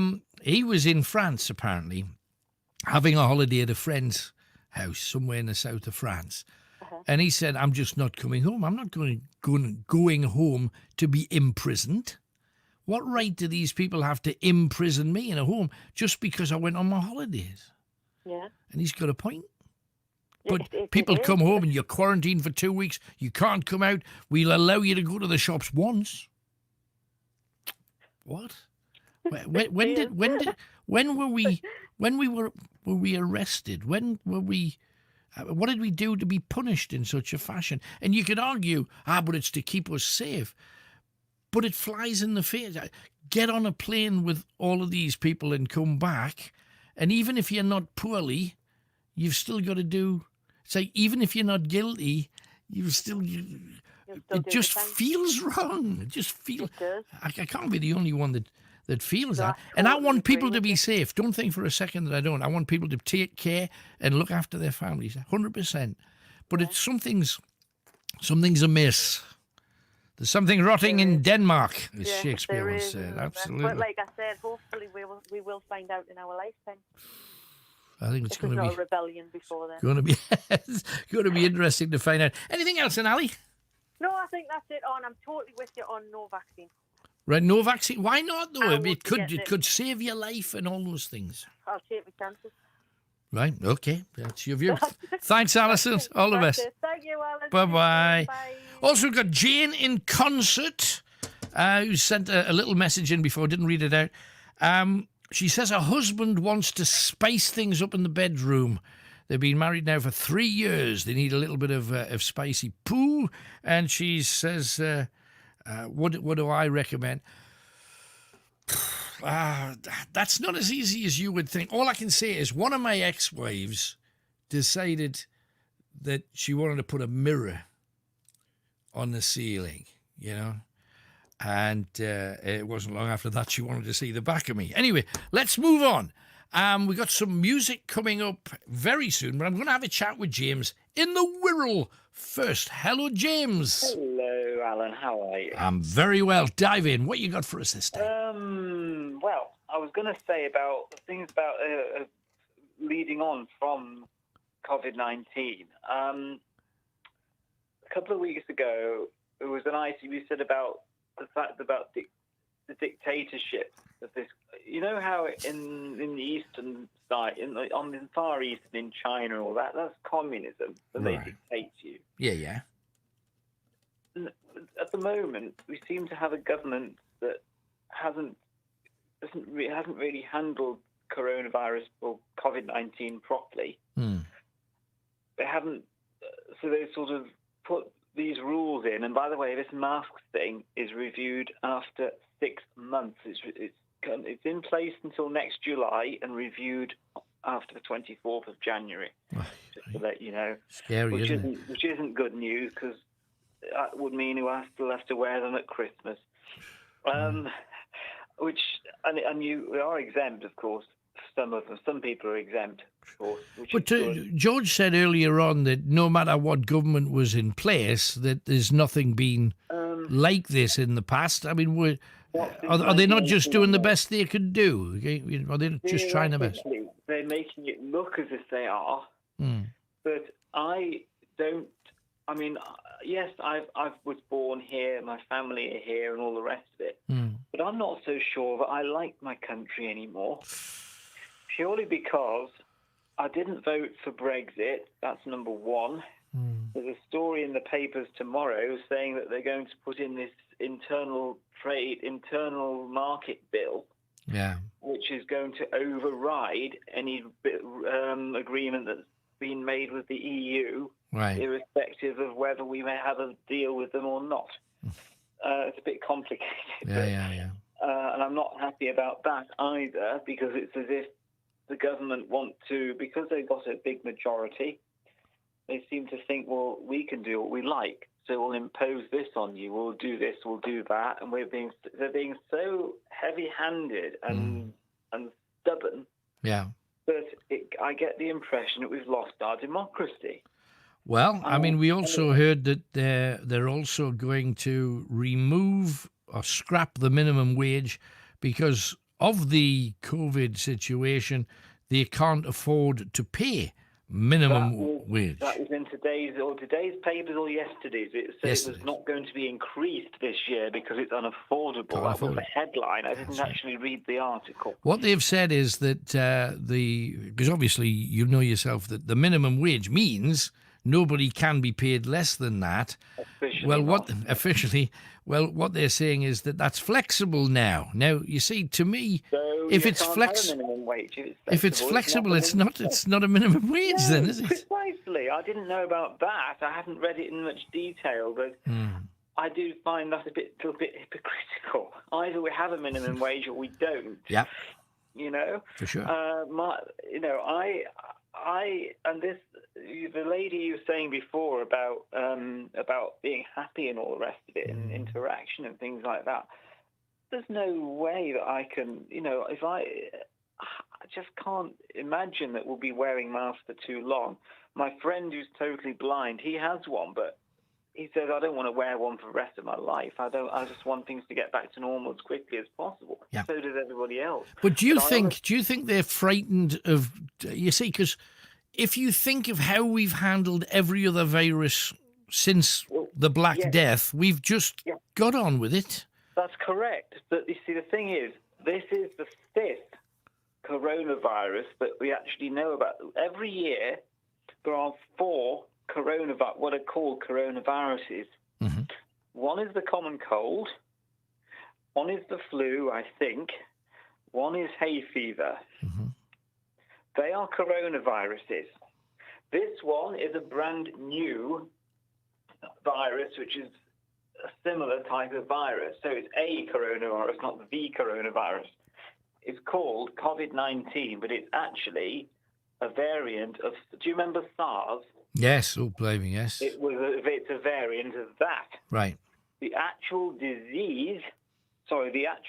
virus is SARS. But it's mutated, it's changed into a different type of disease. But apparently it originated in China, something to do with a combination of a bison and something else. And there's a lot more of these zoological type diseases that can be spread to humans because of what's going on. And it's very, very worrying.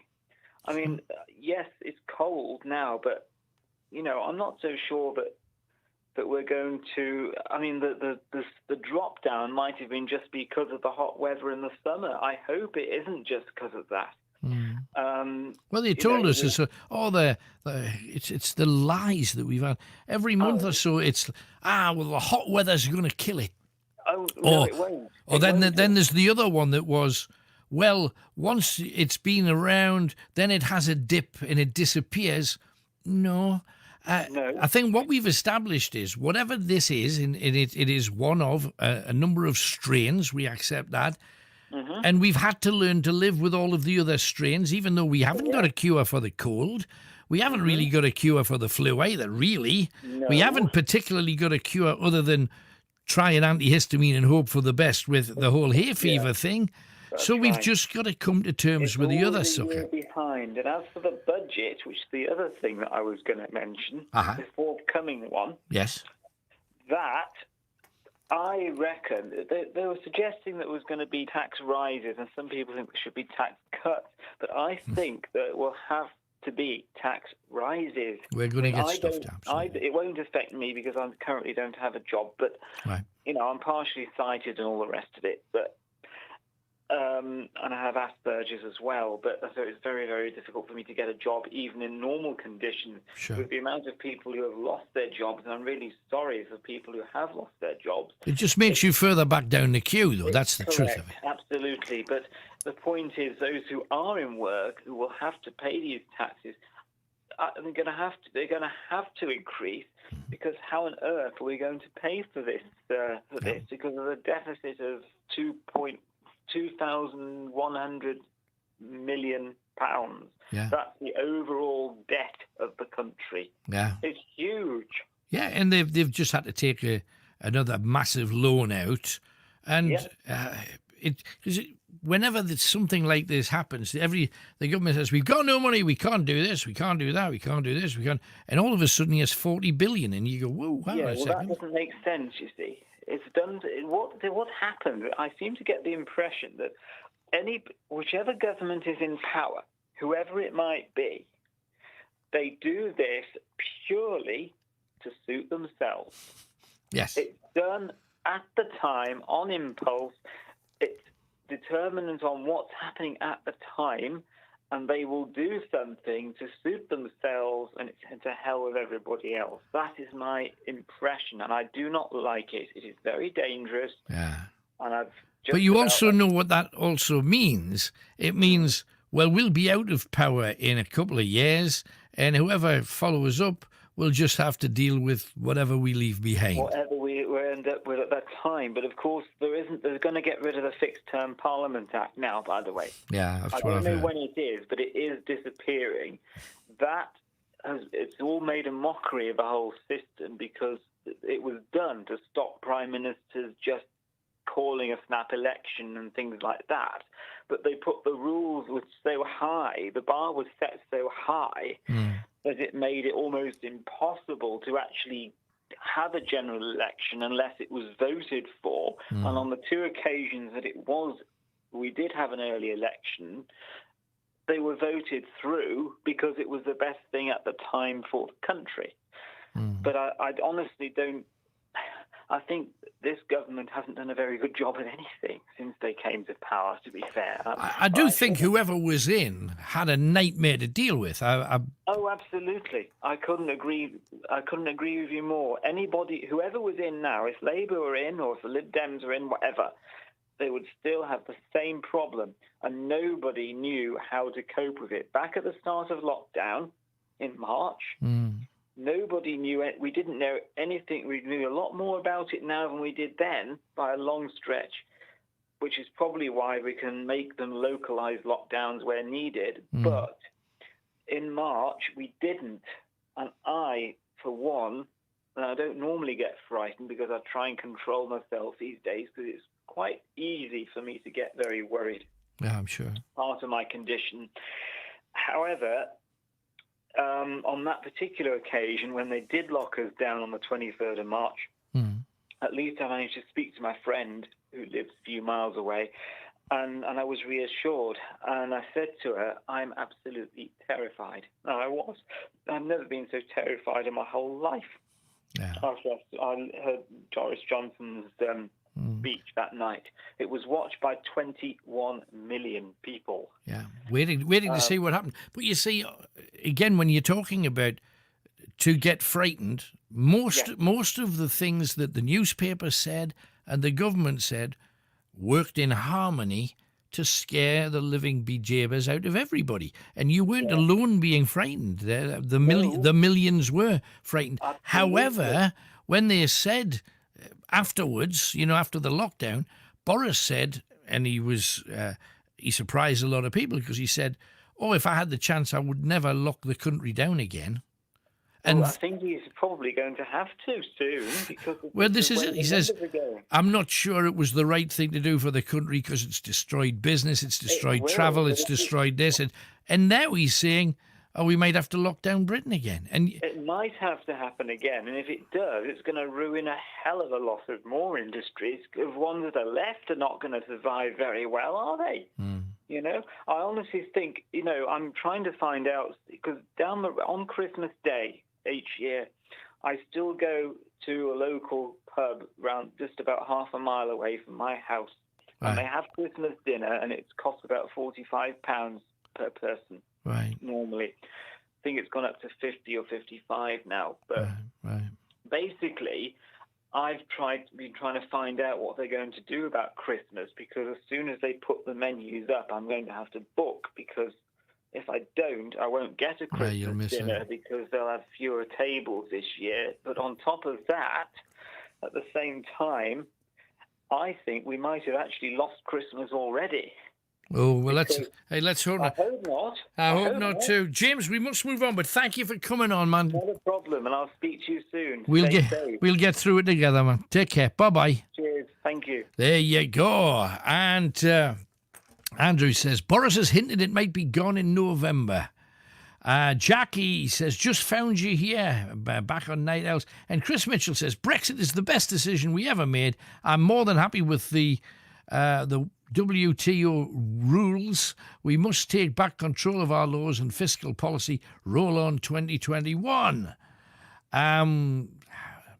a lot of those powers we've always had, strangely enough, especially the one about immigration and the borders, we've always had control to be able to do whatever we chose with that. Just the people in charge chose not to. They've always been able to do. However, whether it's the best thing or whether it isn't, time will tell.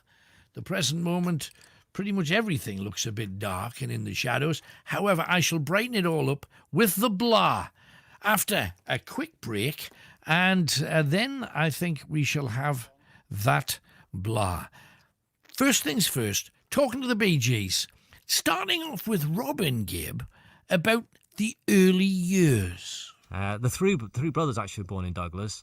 Every time my mum got pregnant, she went and had a holiday in the Isle of Man. and that's where we were brought up for the first few years of our lives. Then we went to Manchester. Right. And then a few years there, and then emigrated to Australia, a few years there, and came back to England again. So a bit of a split childhood. What was it like? Was it fun travelling around? Yeah, it was actually very educational because we went on one of those very cheap sailing emigration plans, trips to Australia, and we got to stop off at all these sort of exotic places. Fantastic. Little kids, you don't normally see those things, you know. Absolutely. Probably like £10 for the whole family to go to Australia on the immigration plan. Fantastic. But we got, it was great seeing all those places, 3 weeks at sea. Yeah, sounds really cool. Were you a good kid, bad kid? What kind of lad were you? Wasn't too bad. I mean, we were actually into music at a very early age, so the three of us were actually, you know, we didn't have a lot of money, the family, so we just used to, you know, get lost in our music, and the three of us would just have this little world of our own. So we didn't really mix that much with other kids, and so it was just, you know, we had each other most of the time. Right. Well, I would have thought, though, that would make you learn all the nasty things about each other and ultimately fight like cat and dog, because siblings usually do. Well, I think we did, but I think that wore off as we got older. But as kids, you know, we were still the normal kids that fight with each other over stupid things. But yeah, I mean, that's what brothers do, isn't it? So they fight. Absolutely. So who always won then? Who always won? Well, the strongest always won. Might is always right, isn't it? But yeah, it's, you know, we just normal kids really growing up.